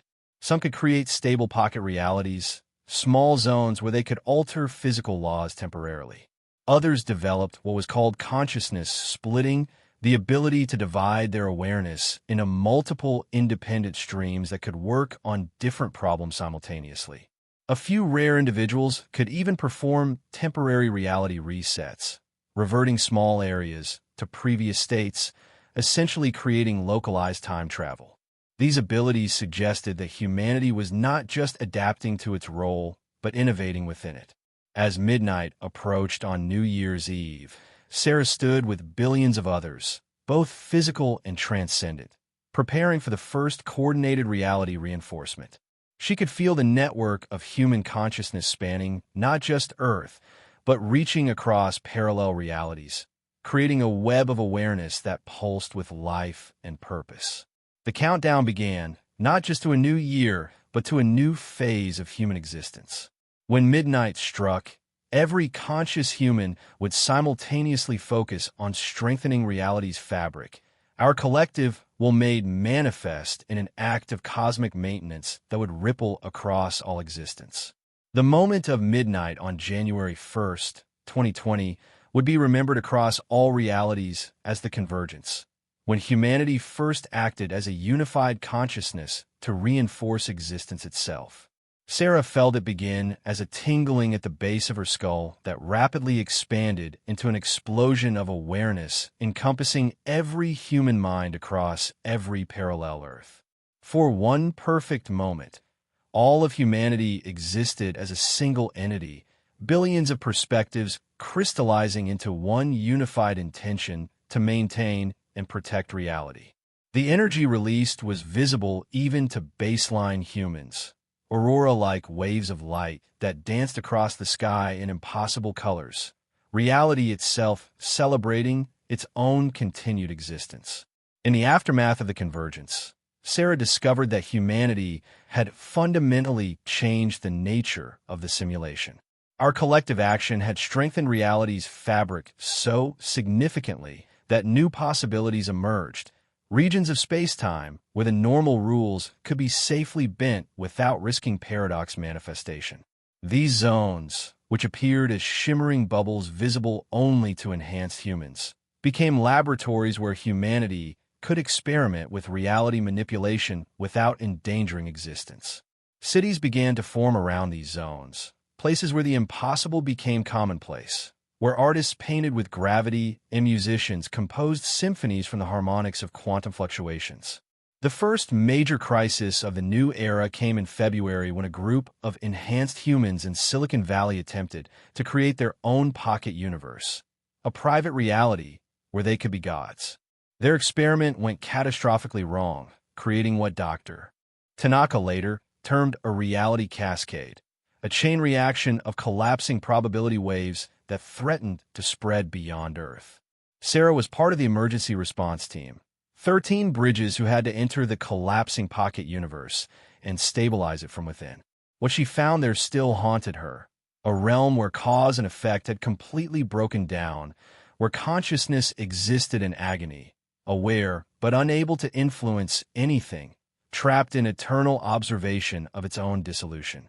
The rescue operation took 72 hours of real time, but felt like centuries within the distorted space. Sarah and the other bridges had to weave new causal chains from scratch, essentially rebuilding the laws of physics while standing inside a reality that was eating itself. They saved most of the experimenters, though 3 chose to dissolve rather than return, their consciousness too damaged by the experience to maintain coherence.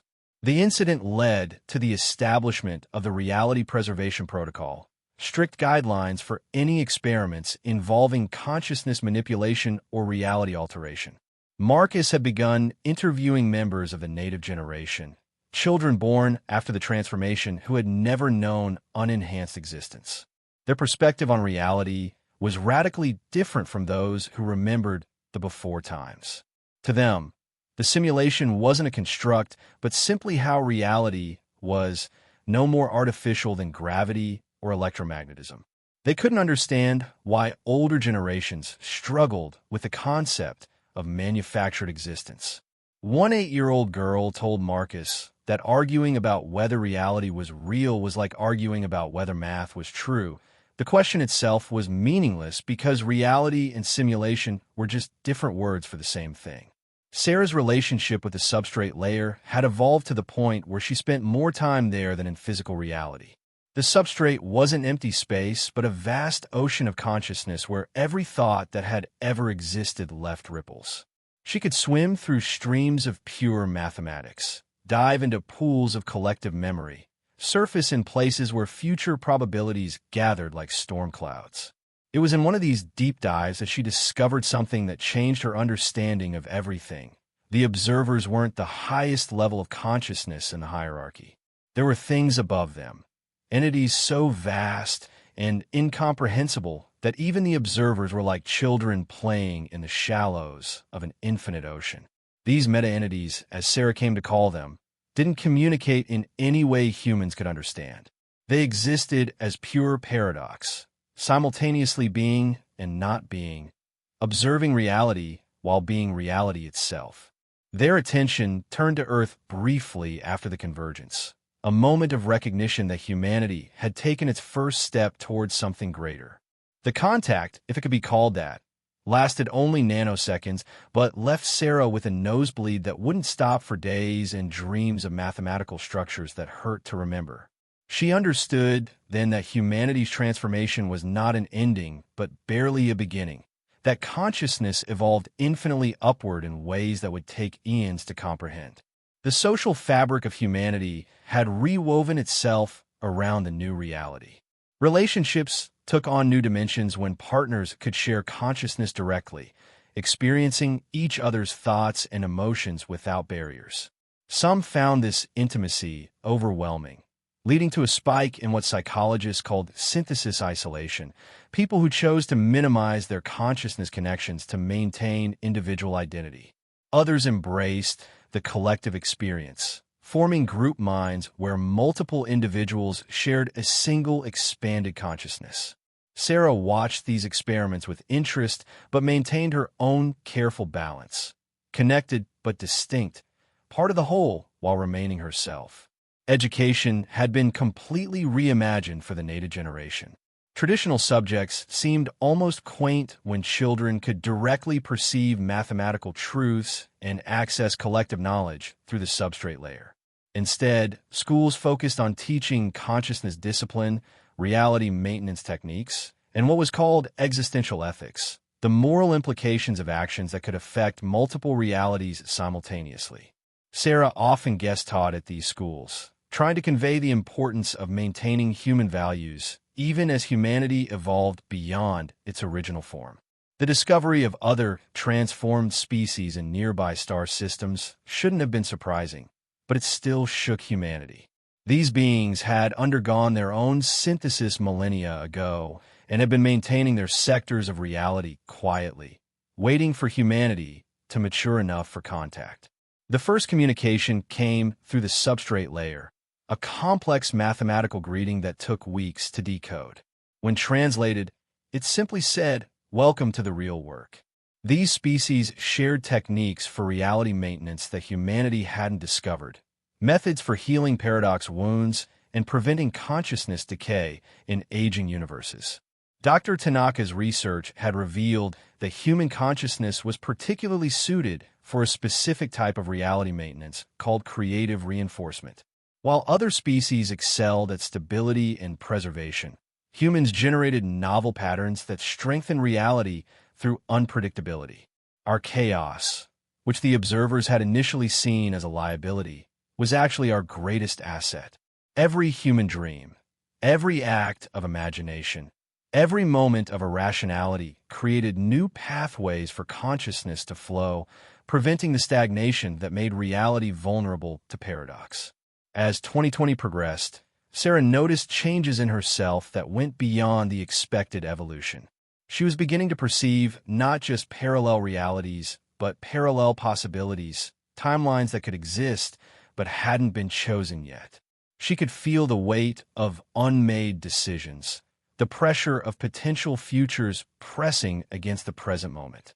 This sensitivity made her invaluable for predicting and preventing reality crises, but it also meant she experienced every moment as an infinity of moments, every choice as all possible choices.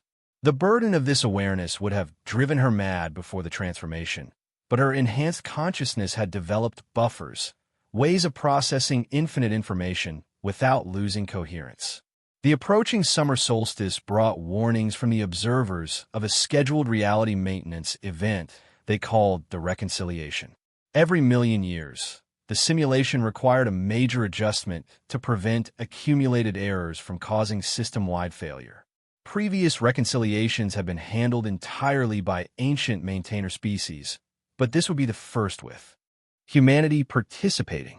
The process would require every conscious being to temporarily merge into a single unified field, losing all individual distinction for the duration of the event.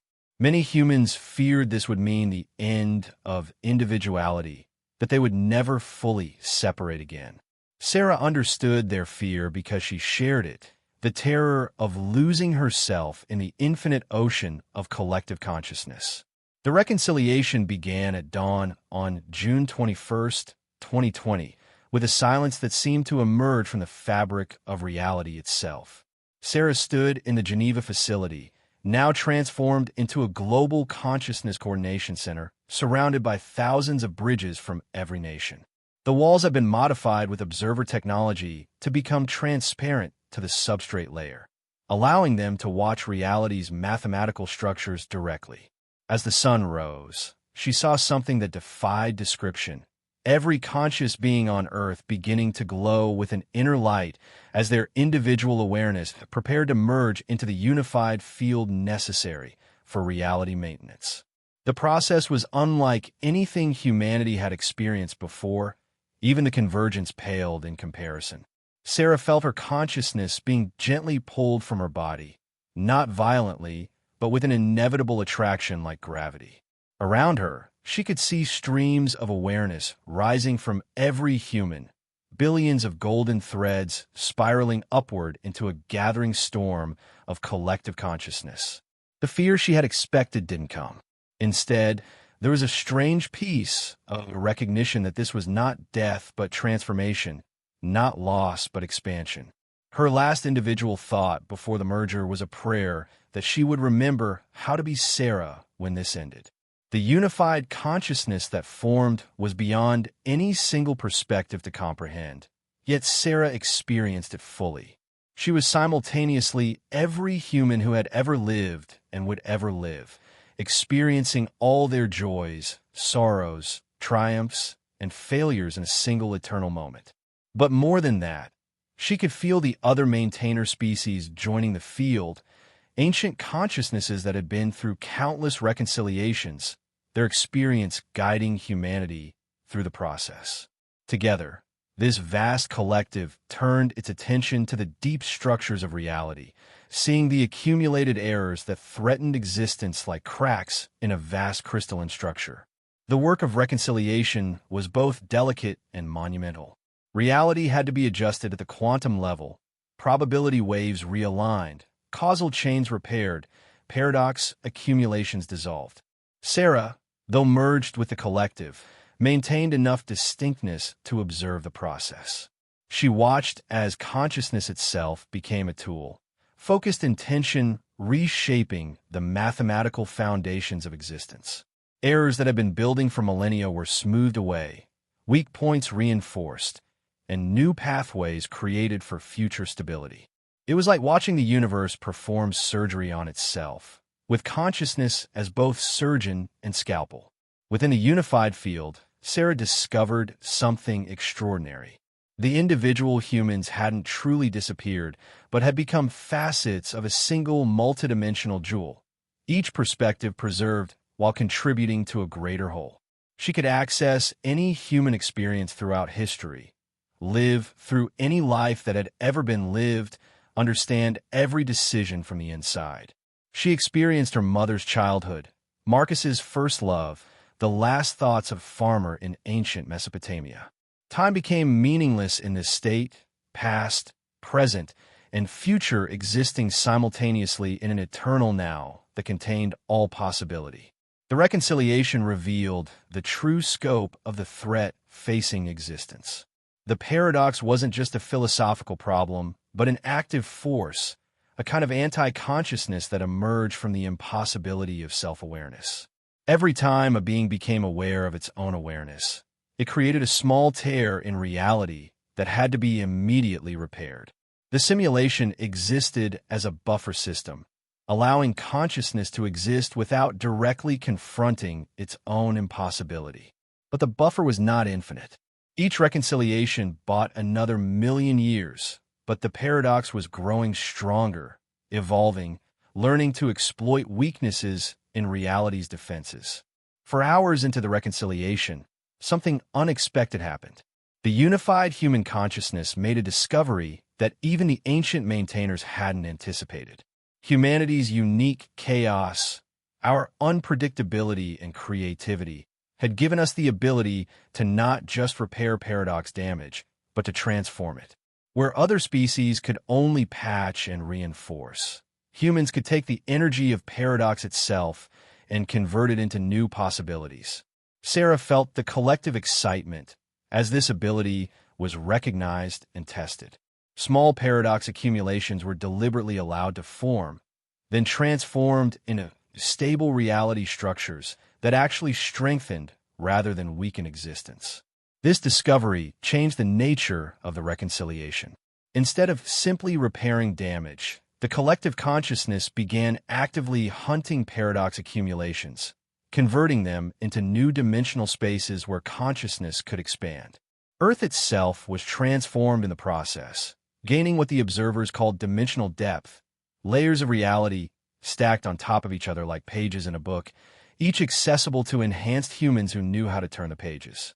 Cities could now exist in multiple dimensions simultaneously, the same space holding different realities that didn't interfere with each other.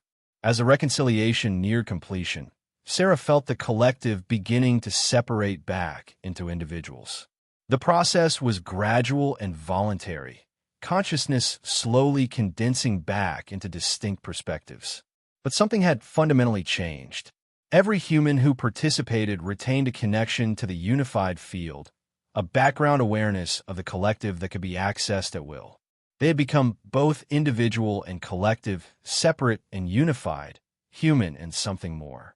Sarah found herself back in her body, gasping as individual awareness returned, but she could still feel every other human like a gentle presence at the edge of her consciousness. Marcus was there when she opened her eyes, tears streaming down his face. He had experienced the reconciliation from the outside, one of the few baseline humans who had observed rather than participated. He described watching billions of bodies. As Sarah closed her eyes that night, feeling the vast network of human consciousness humming with creative potential, she smiled at the journey that had brought them here. From a mysterious signal in the cosmic background radiation to becoming reality's creative force, humanity had discovered not just the nature of existence, but our purpose within it. We were the universe's imagination, and we were just getting started. The greatest mystery wasn't whether we lived in a simulation anymore, but what magnificent impossibilities we would dream into existence next. And in that question, in that eternal uncertainty and endless potential, humanity had found not just our purpose, but our home, forever balanced on the edge between what is and what could be, forever creating reality through the simple, impossible act of being human.